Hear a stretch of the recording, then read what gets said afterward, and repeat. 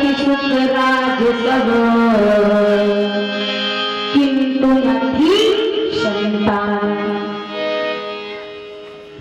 भैया उग्रसेन का राज्य था। उग्रसेन महाराज राजा थे। कहाँ के? मथुरा के। मथुरा के राजा कौन थे?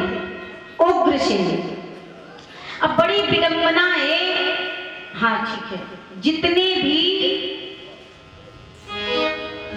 श्रीमद् भागवत में राजा हुए किसी के पुत्र नहीं, किसी को अधिकतर पुत्रों का वियोग, पुत्र नहीं हुआ, ऐसा हुआ। अब देखिए, थे तो राजा, भैया आवाज कम करो इसकी, थे तो राजा लेकिन आधी उम्र हो गई, संतान नहीं हुई। बड़ी विडंबना है। पत्नी का नाम पवन रेखा। पवन रेखा भी बड़ी धर्मज्ञ थी, पतिव्रता नारी थी। अच्छा, यहाँ इतनी मैयाएं बैठी हैं, अगर एक बात पूछे तो बताओगी? क्यों मैया जी? हाँ, पतिव्रता नारी का चरित्र हम क्यों सुनते हैं? क्योंकि उसके गुण अच्छे थे, सुंदर नीतियों पर चलने वाली थी। और पवन रेखा सुबह जगती तो अपने पति का दर्शन करती, फिर कार्य करती। इतनी मैयाएं हैं, बताओ प्रतिदिन कौन कौन सी मैया है जो अपने पति देवता की चरण स्पर्श करती है? उठाओ हाथ, कितनी मैयाएं हैं? उठाओ, शर्म की बात नहीं है। जो प्रतिदिन, वे कह रही करवन करवन छूटती है, कोई देख ले कहीं।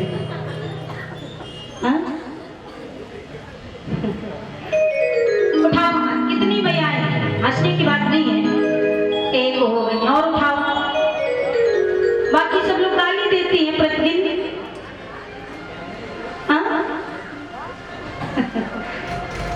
बड़ी विडंबना है, शर्म लगती है। अच्छा, एक गीत सुनाई तुमको? जय हो। चलो सुन लो।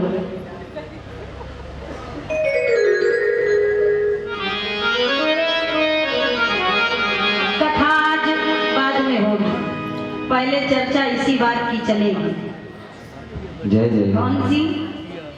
कौन सी? अब सुनिएगा।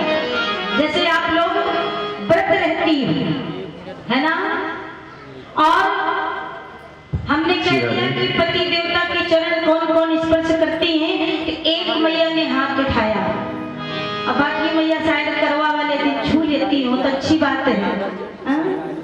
न छुए तो कोई बात भी नहीं है, कलयुग है, सब चलता है। लेकिन नहीं, कथा का मतलब क्या है? कथा से कुछ सीख लेना। अब 25 वर्ष 30 वर्ष हो गए कथा होती, अब कोई विद्वान तुम्हारे क्षेत्र में आ जाए तो यही कहेंगे कि कथा तो ठीक है, सुनी है, केवल सुनी है, जीवन में उतारी नहीं। और जब तक जीवन में कुछ उतारोगे नहीं तो चाहे भागवत खोपड़ी बांधे डालो, समझे हो परीक्षित महाराज, जब तक कुछ जीवन में उतारोगे नहीं तो क्या मतलब है? जैसे आइए कहेंगे, अरे करवा व्रत कीन्हे तीजा कीन्हे, जैसे हमारी मैयाएं हैं, करवा का व्रत करती, तीजा का व्रत करती, और जो करना चाहिए वो छोड़ देती। क्यों?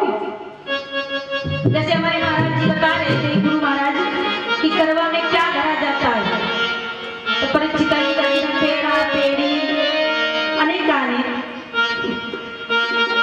ये भी सीखना चाहिए। अरे करवा व्रत और तीजा व्रत और हर छठ के उपासे का होई, हर छठ के उपासे।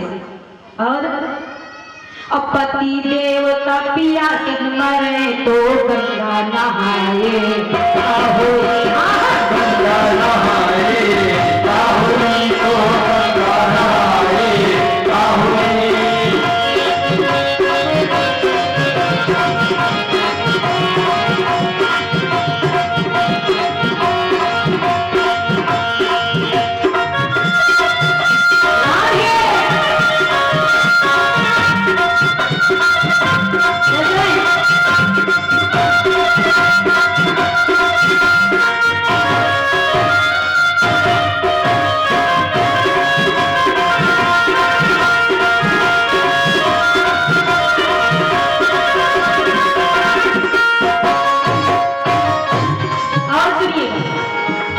जैसे कुछ महिलाएं होती हैं, आवाज भैया ना सीटी ना मारे, चाहे कम बोले मारी। जैसे कुछ महिलाएं होती, कैसी होती हैं? अरे राम राम, सुबह तड़के से जगी, राम राम राम राम राम राम राम कर रही, और पति देवता ने कह दिया भाग्यवान एक गिलास पानी ले आओ, तो कहो कहते बैठे बैठे का बाढ़त होगा। हाँ हाँ, कहती बैठे बैठे क्या कर रहे हो, जाओ पानी लेके पी लो। अब बताओ माला करे राम राम करे क्या मतलब? इसलिए जो हमें समझना चाहिए वो हम नहीं समझ पाते। क्यों? क्योंकि कोई समझाता नहीं है। इसलिए आइए, जैसे अब आवाज पड़ गई, गंगा नहाने गए, सुंदर सा दान दक्षिणा किया। अब गंगा जल लेके भगवान में जा रहे चाहने, कोई भूखा व्यक्ति, प्यासा व्यक्ति प्यास से तड़प रहा है, उसको जल नहीं पिलाया। क्यों? इस आत्मा में भी तो परमात्मा है, इसी की आत्मा दुख रही है भूख से प्यास से, तो हमें पिलाना चाहिए जल। ये होती है परम भक्ति, परम पूजा। हाँ, भगवान खाली रहते हैं क्या? भगवान के पास इतना टाइम नहीं कि हम जैसे सूक्ष्म जीवों के पास आए। अनन्य भक्त जो भगवान का होता है, अनन्य भक्त, तब कभी कभी युगों युगों में एक बार प्रभु अपने भक्तों को बुलाते हैं। क्यों? जब उसके मन में छल ना हो, दोष ना हो, राग ना हो, कपट ना हो, तब ये झूठ मूठ के नहीं कि आरती इधर उतार नहीं, जब तो अच्छा बना ले जाए। हाँ, पूजा कर रही मंदिर में, ध्यान करा चप्पलों में, अगरबत्ती लिए, धूप बत्ती लिए भगवान की पूजा कर रही, और कहती क्या है?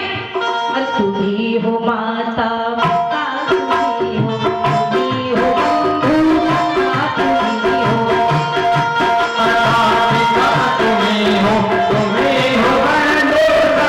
तू भी हो, कैसे?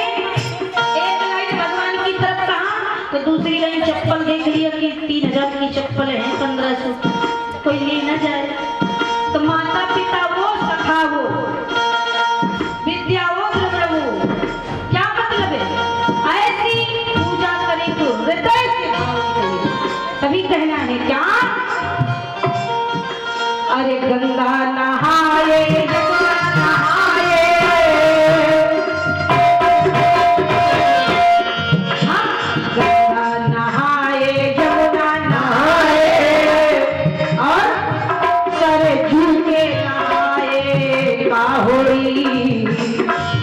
जब अरे माता पिता का भोजन न दीना, माता पिता खेत में पड़े भैया, समय से भोजन नहीं पहुंच रहा, गंगा नहाए गई, लो 10 रुपये बेर चढ़ा रही है। हाँ? तो गंगा नहाए यमुना